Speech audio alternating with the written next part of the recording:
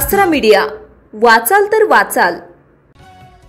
आगामी निवडणुकीत वंचित सेना मैत्रीचे संकेत।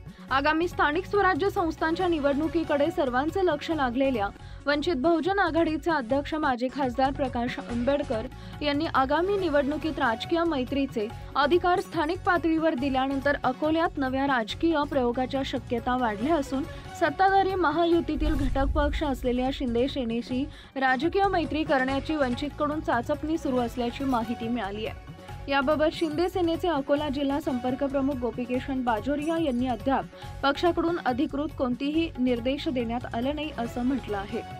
ॲडव्होकेट प्रकाश आंबेडकर यांनी स्थानिक स्वराज्य संस्था निवडणुकीत भाजप सोडून कुणाशीही राजकीय समझोता करण्याचा अधिकार स्थानिक पातळीवर दिल्यानंतर विविध पर्याय चाचपडून बघण्याची प्रक्रिया सुरू झाली आहे।